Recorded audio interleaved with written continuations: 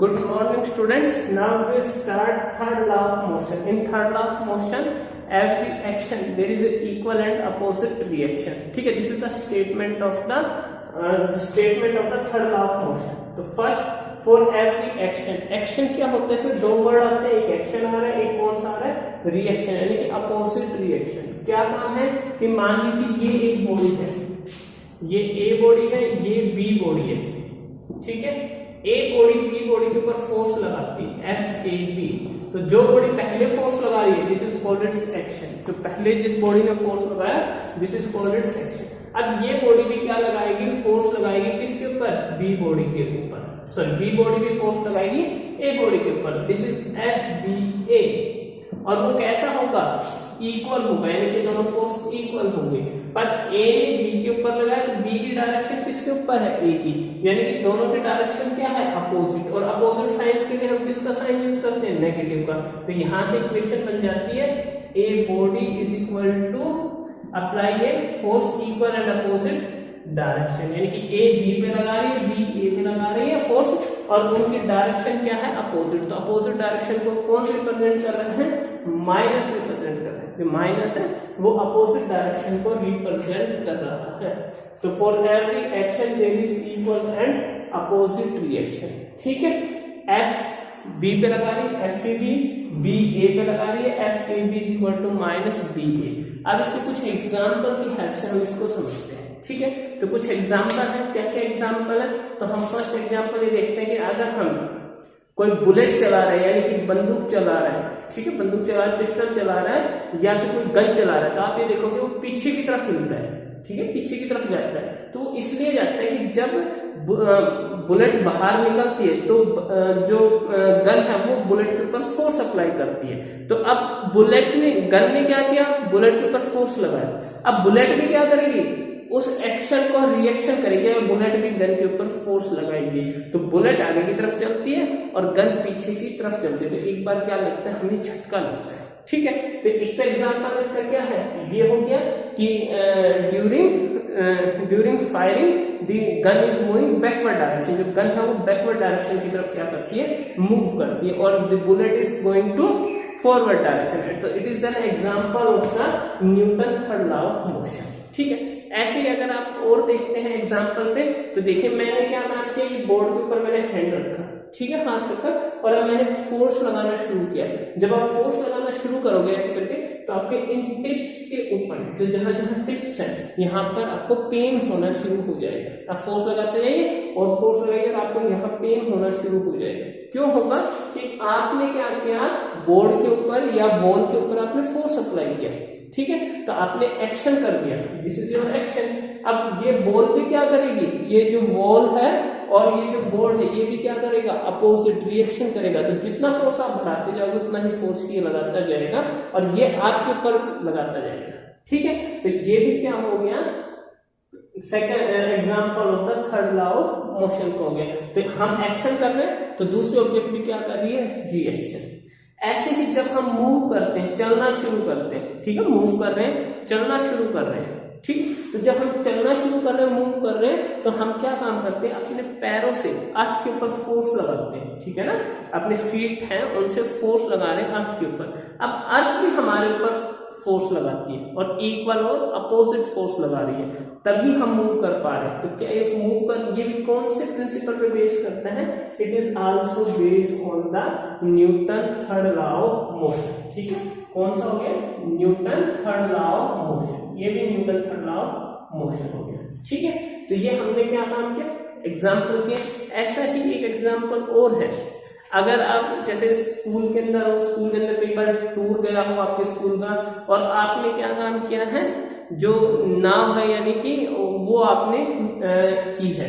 तो आप जब क्या काम करते हो, जब आप नाव लेके, बोट लेके, और जब आप किनारे लेके आते हो और जैसे 3-4 बच्चे बैठे हुए होते हैं, ठीक है, तो वो क्या काम करता है, जो सेलर है यानी कि जो वहां पर, वो उसको रस्सी से बांध देता है. अगर वो रस्सी से नहीं बांधे तो आप ये देखना कि जैसे एक बच्चा उतरेगा, नाव थोड़ी और पीछे चली जाएगी, फिर एक बच्चा और नाव से निकलेगा और नाव पीछे चली जाएगी, नाव दूर जाना शुरू कर देती है. ठीक है, तो क्या होता है कि जैसे हम बाहर निकलते हैं तो हम अपने पैरों से क्या लगाते हैं, फोर्स लगाते हैं, और जो फोर्स हम लगा रहे हैं उतना ही नाव के ऊपर भी लगता है। तो इक्वल और अपोजिट हो गया, तो नाव क्या आपको जितना एक बच्चा उतरेगा वो क्या करता है, फॉरवर्ड फोर्स लगता है, तो उतना बैकवर्ड फोर्स नाव के ऊपर लगेगा, और नाव क्या हो जाती है, बोट क्या हो जाती है, पीछे की तरफ जाना शुरू कर देती है।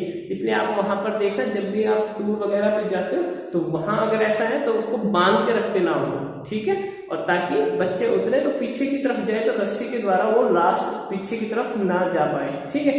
तो इसलिए हम क्या है, वो भी कौन सा है, Newton third law of motion का एग्जाम्पल है, ठीक है। ऐसे बहुत सारे एग्जाम्पल क्या है न्यूटन थर्ड लॉ के हैं जो डेली लाइफ के अंदर हम यूज कर रहे हैं। अब न्यूटन थर्ड लॉ के बाद इसके अंदर नेक्स्ट आता है कंजर्वेशन ऑफ मोमेंटम, ठीक है। नेक्स्ट जो टॉपिक आएगा वो कंजर्वेशन, तो इसमें स्टेटमेंट लर्न करनी है और आपको 3-4 एग्जाम्पल हम वो अच्छे से लर्न कर रहे हैं। एक एग्जाम्पल और दिखा रखा है, अगर हम किसी भी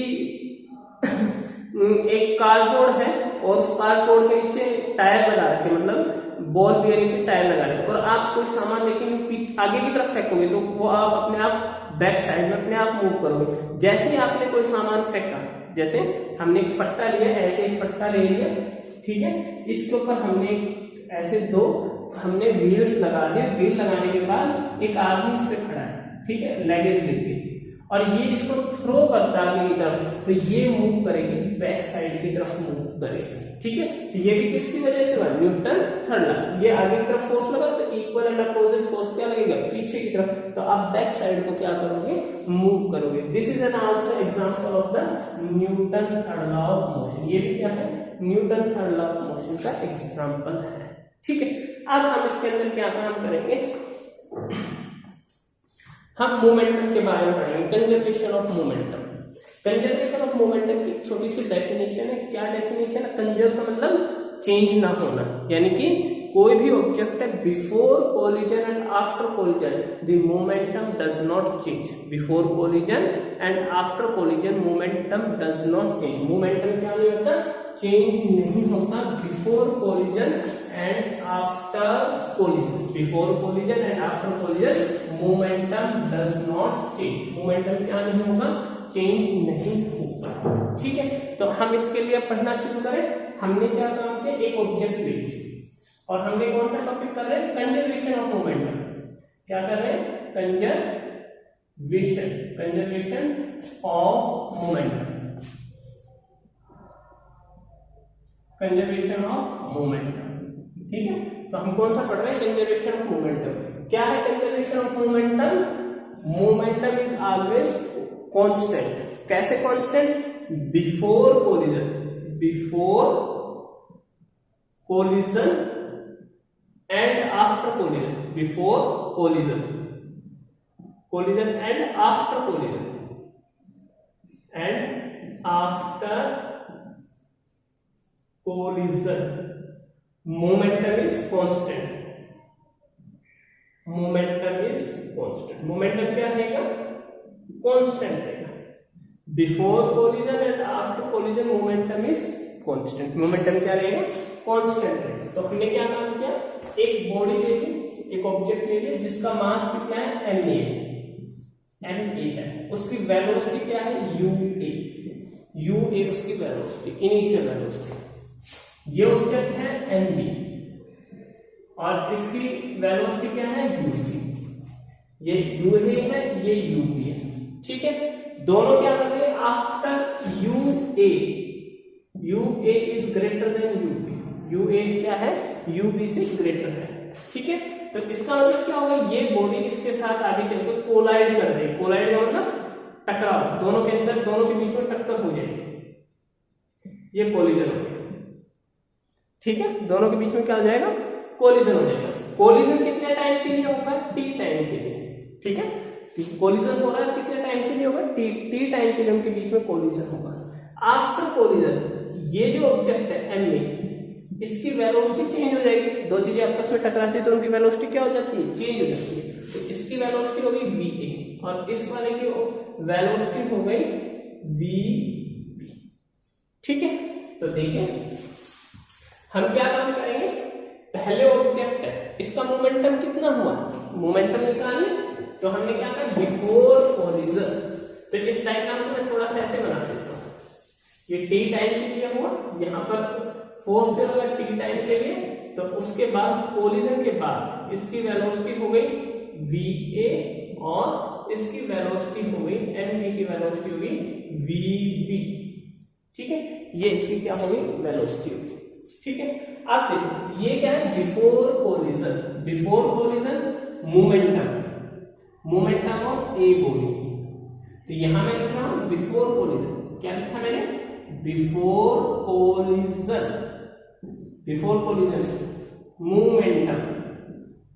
मोमेंटम कितना हुआ ma, ठीक है, बिफोर कोलिजन। आज बिफोर कोलिजन मोमेंटम हो गया ma, किसका, ए बॉडी का, ए बॉडी का मोमेंटम क्या हुआ ma,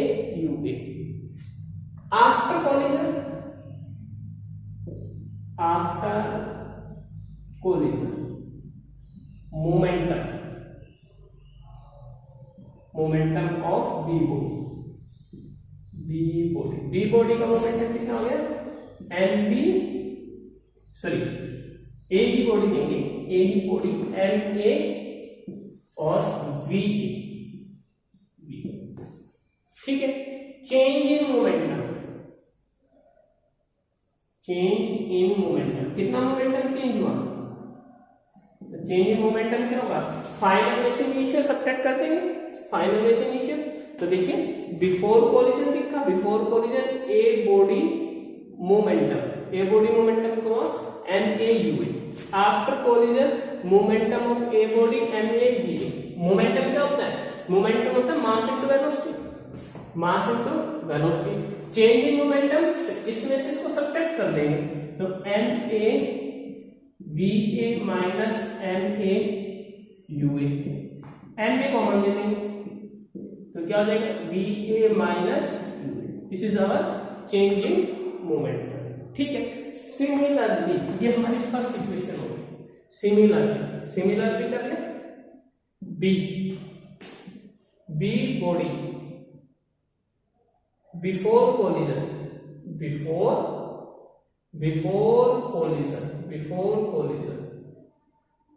momentum is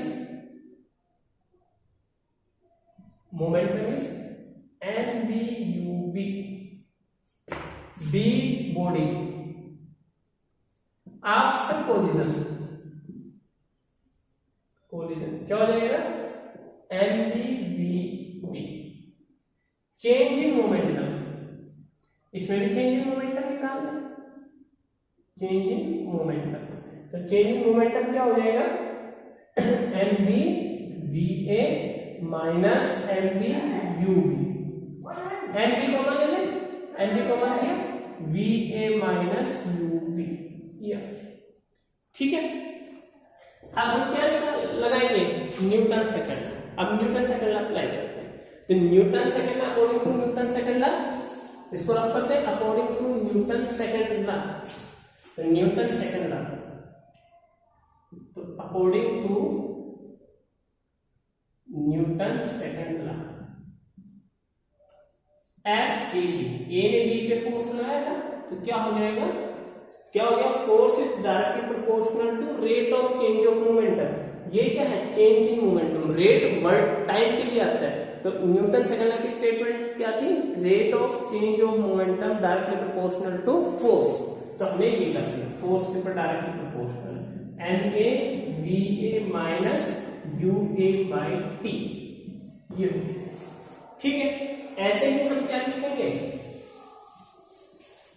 B body ने यहाँ पर ए बॉडी ने बी पे फोर्स लगाया, बी ने ए के ऊपर फोर्स लगाया, तो किसका मोमेंटम चेंज हुआ, change in momentum of second body, तो क्या according to FBA, according to Newton second law, ये भी न्यूटन सेकंड लॉ, कितना टाइम यूज हुआ था इसके लिए भी टी टाइम, तो क्या हो जाएगा, इसके अंदर हो जाएगा NB VA माइनस UB, और टाइम क्या हो गया T, according to Newton third law, अभी थर्ड लॉ पढ़ा है, थर्ड लॉ में मैंने क्या कहा, जितना फोर्स ये बॉडी इस पे लगाएगा सेम फोर्स बी बॉडी भी ए पे अप्लाई करेगी।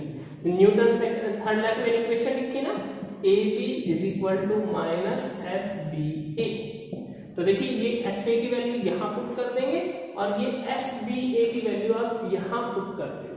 ठीक है, पुट करेंगे तो हम लिखेंगे M A V A minus U A by T is equal to M B V A minus U B by T. ठीक है, टी से टी कैंसिल हो गया, टी से टी हमने क्या कर दिया, कैंसिल कर दिया। ठीक है, वैल्यू कितनी, अब हम इसको मल्टीप्लाई कर दें आपस में, इन सबको हम रफ कर देते, कोई यूज नहीं है हमारा इनका, इनसे हमने इसको रफ कर दिया। अब हम इसको मल्टीप्लाई करते हैं, मल्टीप्लाई करके यहाँ लिख देते हैं, क्या हो जाएगा, M A V A minus M A U A is equal to M B V B आएगा V B minus M B U B. ठीक है, अब u वाली टर्म एक तरफ ले आइए, b वाली टर्म एक तरफ ले आइए, तो हम v u वाली टर्म से एक तरफ ले आएंगे और b वाली टर्म क्या काम करेंगे, एक साइड ले आएंगे। एक चीज और ध्यान रहेगी, यहाँ ये माइनस का साइन है, माइनस का साइन नहीं लगाया हमने, ये माइनस का साइन यूज करेंगे तो यहाँ पर ये माइनस आ जाएगा और ये प्लस आ जाएगा। ठीक है, ये माइनस का साइन और यहाँ पर ये माइनस हो गया, ब्रैकेट के अंदर ऐसे कर देते हैं, बड़ी ब्रैकेट ले लेते हैं और ऐसे करते हैं, तो अंदर साइन चेंज हो जाएगा, ये माइनस का हो जाएगा और ये माइनस वाला प्लस में कन्वर्ट हो जाएगा। अब देखिए एम ए यू ए, यानी कि u वाले इस तरफ ले आए, इस तरफ ले आए minus M B U B, इस तरफ हम M B V B minus, ये इस तरफ जाएगा तो M B M A V A minus cancel, तो M A U A plus M B U B is equal to M B V B plus M A V A. This is the conservation law of momentum, this is the conservation law of momentum. ठीक है, क्या हुआ, ये हमने prove कर दिया। Before collision momentum कितना है, एम ए यू ए और M B U B, total क्या हो गया, दोनों का ऐड, यही आ गया ऐड। आफ्टर कॉलिजन मोमेंटम कितना हुआ, एम ए वी ए और इसका क्या हुआ, M B U B, total momentum क्या हो गया, ऐड, तो दोनों के आगे इसके अंदर इक्वल आ गया। ठीक है, तो अब आपको एक कंजर्वेशन ऑफ मोमेंटम, आज हमने दो टॉपिक कर लिए, एक तो न्यूटन थर्ड लॉ किया और एक क्या किया, conservation of momentum. Thank you. आज तो